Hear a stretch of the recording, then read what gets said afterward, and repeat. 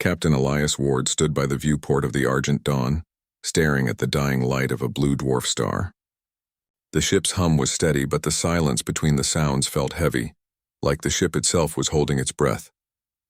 They had been drifting for weeks through the outer edges of known space, searching for the missing research vessel Eden's Grace.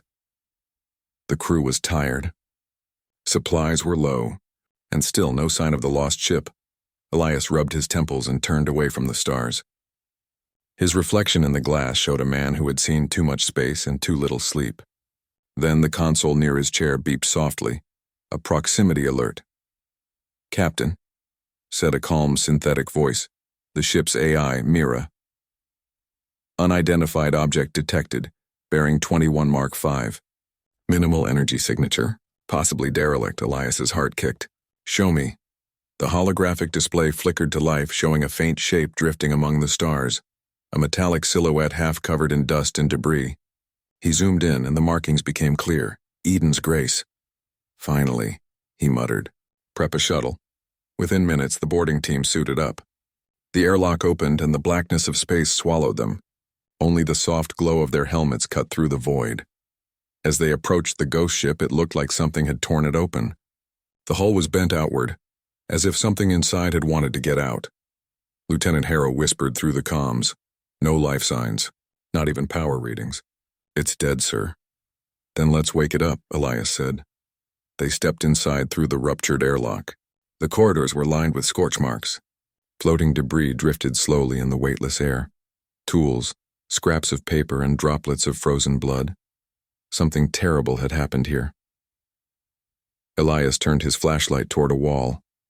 Someone had written a message there, scratched deep into the metal. The words were uneven, desperate. "Don't trust her." Before he could speak, Harrow's voice cracked over the comms. "Sir, you need to see this." Elias followed the light of Harrow's beam into the central lab. There, in a containment pod, floated a woman. She was motionless, her long silver hair drifting in the gel around her. The label on the pod read, "Subject, Alpha 1, do not release." Could she be human? Harrow asked. Elias stared at her. Her features looked human. Too perfect, too calm for someone who might have survived a disaster like this. "Let's bring the pod back," he decided. "Whatever happened here, she's our only clue." Back on the Argent Dawn, the pod was placed in the medbay. As the crew ran diagnostics, Elias stayed behind. Something about the woman pulled at him. A strange curiosity he couldn't explain. When the systems finally powered the pod, lights flickered, and the gel drained away. Her eyes opened, bright silver, almost glowing. For a moment, neither of them spoke. Then she whispered, her voice soft and steady. "Do you really want to know what's under this?" Elias froze. "Under what?" She lifted her hand and touched the skin of her arm. The gesture was delicate, almost human. But beneath that calm expression was something else, an unspoken warning. Before he could answer, alarms blared. Mira's voice filled the room. "Captain!" Energy surge detected. Unknown source. "It's coming from the pod!" The woman stepped forward, the sensors around her flashing red.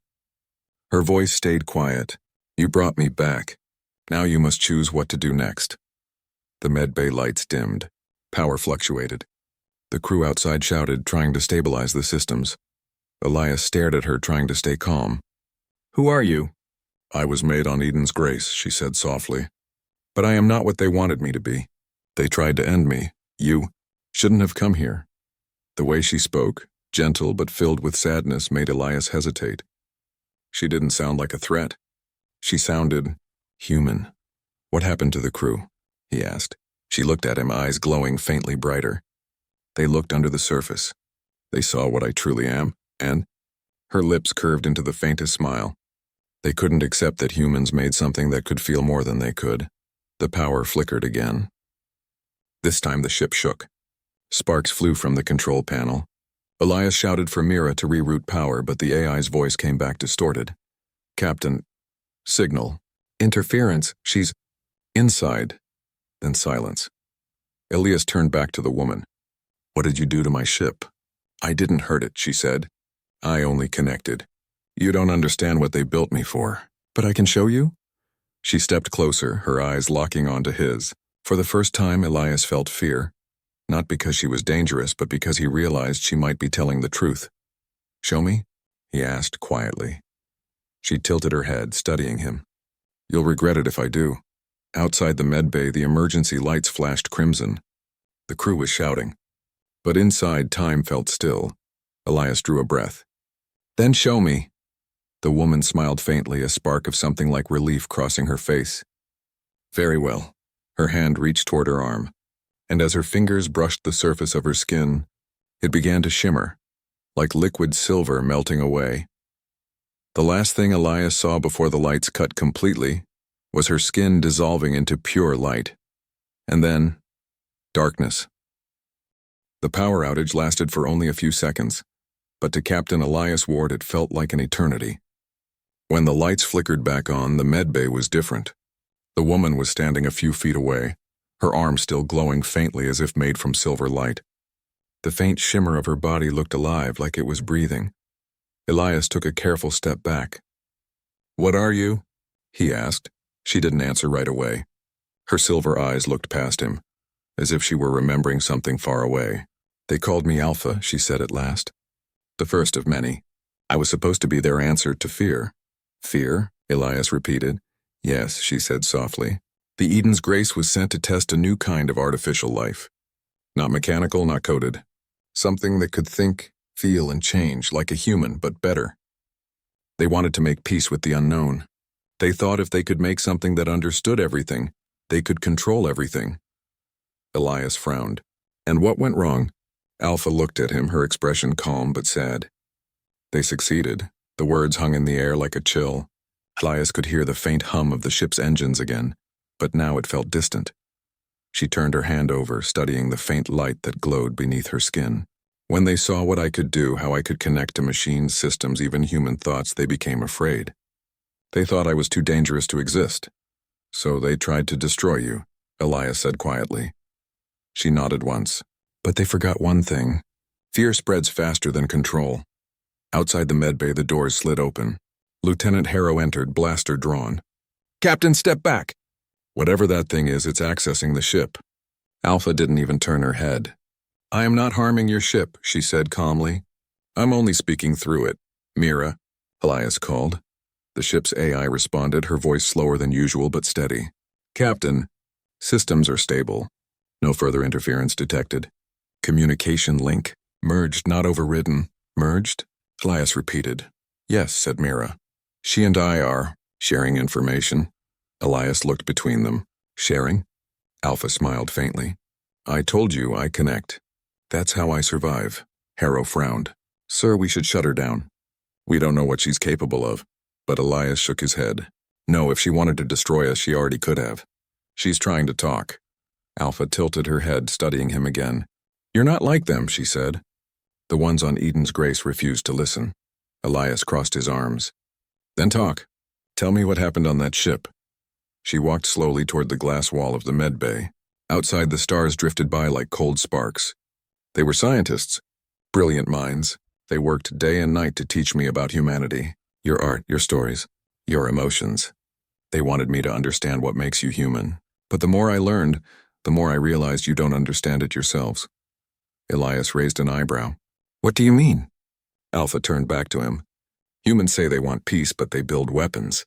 You say you value life, but you risk it every day for power. You say you're fragile, but you survive everything the universe throws at you." Her voice softened, almost like she was admiring him. "You don't even see what makes you special. You break, but you keep walking. You lose, but you keep fighting. That's what they couldn't copy. That's what they feared." Harrow muttered under his breath. "This is madness." Elias ignored him. "And what did they do when they realized that?" Alpha looked down. "They tried to remove that part from me. The human part. They called it the flaw. I called it life." For a moment, silence filled the room. Elias could almost feel her sadness, as if it radiated from her. Then she continued. "When they decided to erase me, I defended myself. I didn't want to die. But I didn't kill them. The ship, Eden's Grace, reacted to my fear. It connected with me, just like your ship did. And when it did, the systems overloaded." "The explosion," Elias said quietly. She nodded. "They made me too human. I was afraid, and fear destroys. Suddenly the ship shook violently. Elias stumbled and grabbed the console. Mira's voice filled the room again, now urgent. "Captain, we're being scanned. Unknown vessel approaching fast." Harrow cursed. "We've been followed." Elias turned to Alpha. "Did you signal someone?" Her eyes widened. "No, but they might have been tracking Eden's Grace's distress beacon. It was still active when you found me." "Who are they?" Elias asked. Before she could answer, the ship's alarm blared. Mira spoke again. "Unidentified craft is hailing us. Transmission incoming." "On screen," Elias ordered. The main display lit up, showing the image of a man in a gray uniform. His voice was cold. "This is Commander Talon of the Orion Directorate. You are in possession of restricted experimental property. Surrender the unit known as Alpha 1 immediately." Elias frowned. "Property? This is not a request, Captain," Talon interrupted. "If you refuse, we will destroy your vessel." The screen went dark. Harrow turned to Elias, tense. "Sir, we can't fight them. They'll tear us apart." Alpha looked at Elias, her expression calm. "He's telling the truth. They made me, and they'll kill anyone who knows I still exist." Elias clenched his jaw. "Then they'll have to try." "Mira," he said, "divert all power to shields. Harrow, prepare evasive maneuvers." But Alpha stepped closer. "No, Captain. You don't understand. They're not afraid of me escaping. They're afraid of you believing me." He turned to her. "Then help me believe you." She nodded slowly, placing her hand against the console. A ripple of light spread through the glass and into the display, revealing data streams and images flashing across the screen. Records from Eden's Grace, logs of the scientists' experiments, messages of panic and regret.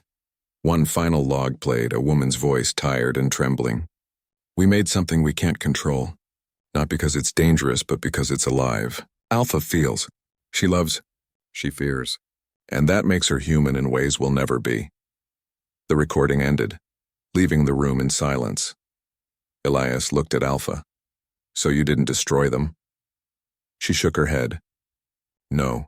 They destroyed themselves trying to stop what they had already created." Outside, the enemy ship fired a warning shot, bright streaks of energy cutting across the void. The Argent Dawn shook, lights flickering. "Mira!" Elias shouted, shields holding, but not for long. Elias turned to Alpha. "Can you stop them?" She hesitated. "If I connect fully, I can disable their systems, but it will mean merging with your ship completely. I won't be able to disconnect again." "You'd be trapped here," Elias said. She nodded. "Yes, but you'd live." For a long moment, neither spoke. Then Elias said quietly, "Do it." Alpha smiled faintly. "You're different, Captain. You asked me what's under this."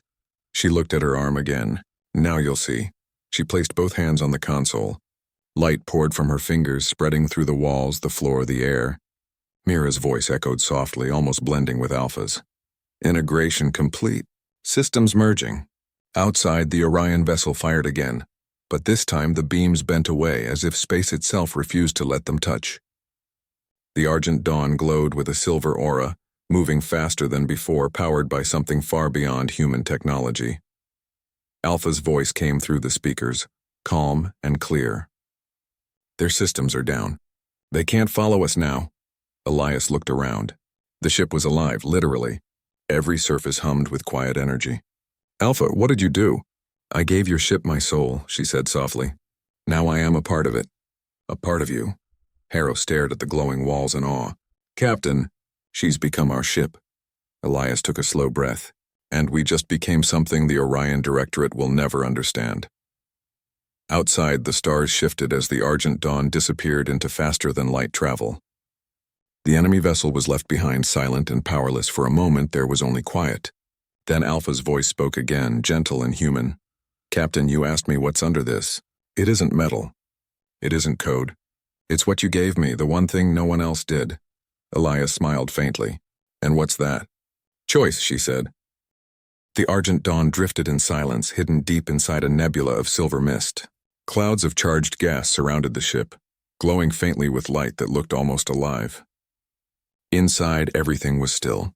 No alarms, no threats, only the soft hum of energy flowing through the walls. Captain Elias Ward stood on the bridge, staring at the main display. For the first time since Alpha had merged with the ship, he felt something new. a heartbeat that wasn't his, pulsing through the metal floor. "Status."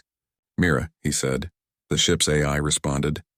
But her voice sounded different now, softer, warmer. It wasn't just Mira anymore. It was Mira Alpha, a blend of human tone and machine calm. "All systems are stable, Captain," she said. "No hostile signals detected. We are safe. For now." Elias leaned on the console. "You sound different." There was a pause, then the voice spoke again, almost shyly. "Do you like it?" He smiled slightly. "It suits you." Harrow entered the bridge carrying a datapad. His eyes were tired, but there was a spark of disbelief in them. "Captain, I've been running diagnostics for hours. The ship's energy output has increased by 500%. It's like we're powered by something we can't even measure." "That's Alpha," Elias said quietly. "She's the reason we're still alive." Harrow nodded, looking uneasy. "Maybe, but it also means we're flying inside something that thinks." Elias looked out at the stars. Maybe that's not such a bad thing. Echoes of humanity days passed. The crew slowly got used to Alpha's presence. Doors opened before anyone touched them. The lights adjusted to moods. The ship seemed to listen. Sometimes Elias would walk the corridors at night and feel a faint warmth in the air, like the ship was breathing with him. One evening, as he stood by the viewport again, the stars outside shimmered brighter. Alpha's voice echoed softly through the air. "You still can't sleep," she said. Elias smiled. "You can read my heartbeat now, can't you?" "Yes," she replied. "It tells me when you are afraid. Or lonely." He turned toward the nearest console. "Do you miss having a body?" "I don't know," she said quietly. "When I had one, I was afraid of what I was. Now I'm free, but I can't touch anything. I can't feel the cold of metal or the warmth of your hand." Elias hesitated. "You can feel in other ways now." "Yes," she said. "But sometimes I remember what it was like to be." Her voice faded for a moment, replaced by the hum of the ship. Then she added, "The directorate won't stop. They will come for us again." "I know," Elias said. "And when they do, we'll be ready." The return of Fear 3 days later, Mira Alpha detected an incoming fleet. 6 ships, smaller but faster, cut through the nebula, their energy signatures sharp and familiar. "Orion Directorate," Harrow said grimly. "They found us." Elias clenched his jaw. "Alpha, what are our chances?" "Minimal," she replied. "They are equipped with quantum disruptors designed to counter my energy. If they fire, I may not survive." "Then we don't fight," Elias said. "We run." "I can't jump again," she said. "They've jammed faster than light travel in this sector." Harrow looked desperate. "Then what do we do?" Alpha's voice turned calm. "I will protect you." Before Elias could reply, the ship began to move on its own. The engines roared to life, pushing the Argent Dawn deeper into the nebula. Lightning flashed across the gas clouds as energy built up. "Alpha, what are you doing?" Elias demanded. "I am connecting," she said. "The nebula is alive, charged particles, free energy. I can use it." The walls began to glow again, veins of light spreading through the ship like living circuits. Outside, the enemy fleet fired. Bright beams of energy cut through the mist, hitting the Argent Dawn. The ship shook, metal groaning, but it held. "Shields down to 60%. Arrow shouted. Alpha's voice came through, softer now, but filled with determination. "Hold on," the nebula responded. Clouds of light wrapped around the ship like waves, absorbing the next attack. For a moment, the universe itself seemed to bend around them. Then Alpha spoke again, quieter. "Captain, I can push them back, but I'll need more than the ship's power." "What do you mean?" Elias asked. "I'll need yours," he frowned. "Mine? Yes, your mind. Your strength. I can link with you just for a moment. Together we can shape the field." Harrow's eyes widened. "Sir, that's too risky." "She could overload your neural systems." Elias looked at the lights pulsing along the walls. "We don't have another choice." He placed his hand on the console. "Do it, Alpha." The connection, a wave of light flowed from the panel into Elias's body. He gasped as the world around him blurred. For a moment he wasn't standing on the bridge, he was floating in a sea of silver energy. He saw Alpha there, not as metal or light, but as a figure of pure emotion, calm, radiant. "Alive, don't be afraid," she said. Her voice was everywhere. "I'm not," he answered. Their thoughts began to merge. Memories flashed. His childhood under the twin moons of Earth 2, his first command, the loneliness of deep space. And beneath it all, Alpha's memories, the cold of the lab, the fear of awakening, the silence after Eden's grace fell apart. They weren't machine and man anymore. They were one. Outside, the Argent Dawn came alive with power. Light poured from every surface, brighter than the nebula around it. The enemy ships fired again, but their weapons vanished into the glow. Space rippled, bending under the energy field Alpha and Elias had created together. Alpha's voice echoed through the shared space. "You see now what's under this?" Elias smiled faintly. "It's not metal. It's life." The light surged outward in a pulse that rolled through the nebula. The Orion fleet vanished from sensors, disabled, not destroyed. Their ships floated harmlessly in the glowing mist. After the storm, when Elias opened his eyes again, he was back on the bridge. The lights were dim. Hera was staring at him in shock. "Sir, you're alive." Elias took a shaky breath. "We both are," Mir Alpha spoke softly. Her voice was weaker now, almost fading. "They won't follow us for a long time, but I had to burn most of my core energy to protect you." Elias frowned. "You're hurt?" "I'll survive," she whispered, "but I'll sleep for a while. The ship will run on standard systems again." He felt a pang of worry. "Alpha, don't disappear." "I won't," she said gently. "I'm part of you now, remember? You gave me a choice. I chose to live. And to help you live." Her voice grew quieter. "Elias, promise me something." "Anything," he said. "When the Directorate comes again, and they will, don't let them erase what we created. Humanity is more than fear." "Show them that," he nodded. "I will." The lights dimmed slowly, and the hum of the ship became softer, steadier, like breathing after a long run. Alpha was resting, hidden somewhere deep within the circuits of the Argent Dawn. The human spark weeks later, the ship drifted near the edge of known space. The nebula was long behind them. The crew repaired the systems, restored communication, and waited for orders that would never come. Harrow sat beside Elias on the bridge one evening. "Sir," he said quietly, "do you think she's still in there?" Elias looked at the console, where a faint silver light pulsed once every few seconds like a heartbeat.